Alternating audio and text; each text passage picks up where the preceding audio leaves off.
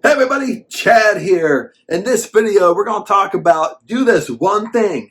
I want you to do this one thing when you set a goal. Okay, maybe you're thinking about setting a goal, or you haven't set a goal yet, but you've been processing it. Okay, you don't really know how high to set this goal, but this is what I want you to do. And I want you to comment below.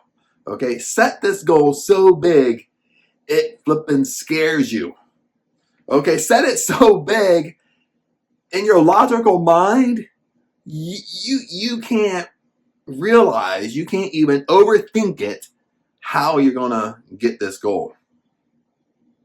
Makes sense? Set it so big, it flipping scares you. It makes your mind spin a little bit. How am I gonna figure this out? That's how big your goal should be.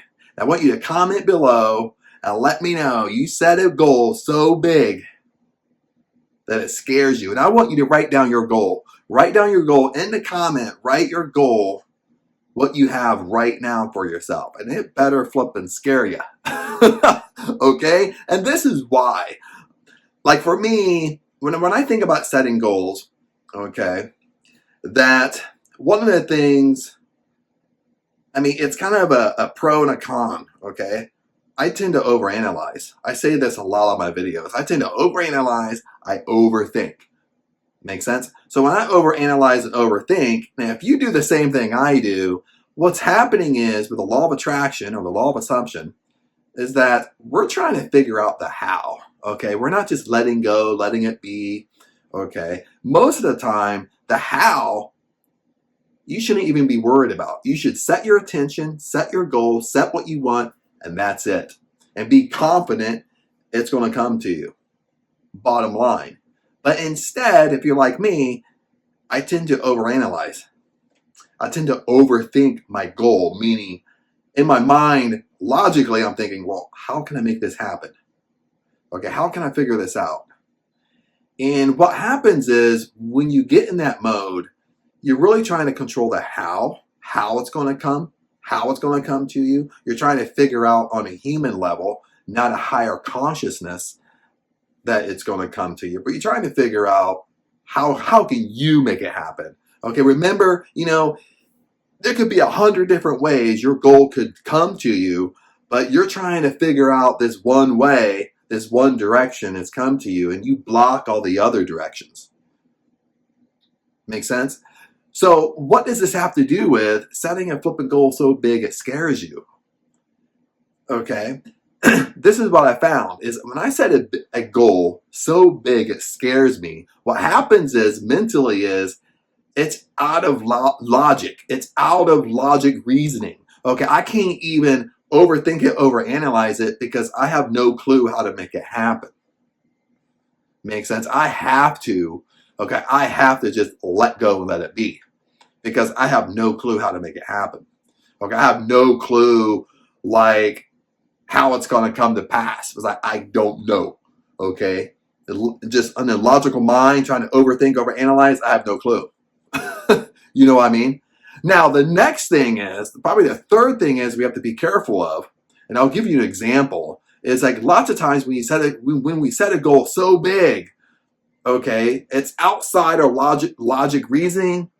We can't even think or fathom how it's going to come to us. We try to let go, let it be, stop controlling the how. We can't control the how because we can't flip and figure it out on our own.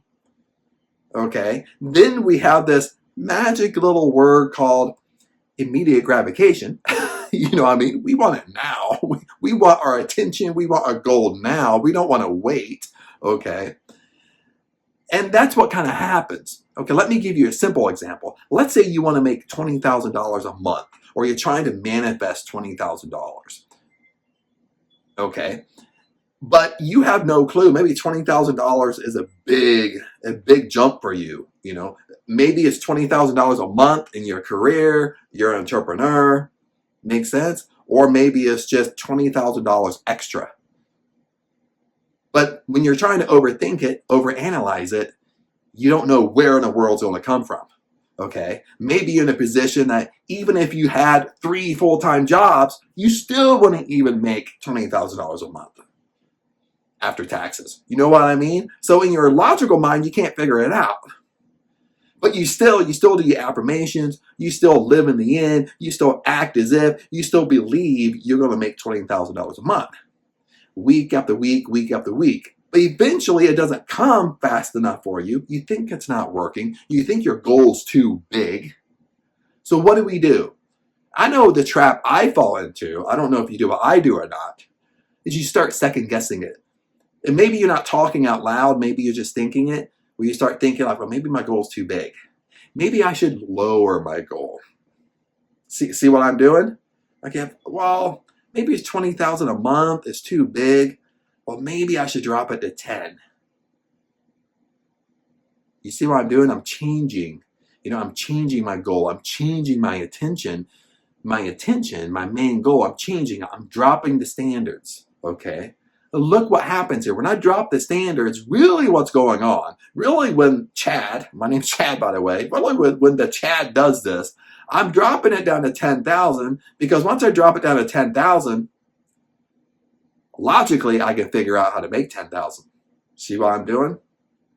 Makes sense? When I start now my overanalyzing mind kicks in, overthinking, I start jumping right into controlling the how, because then I can figure out how to make $10,000 in my mind.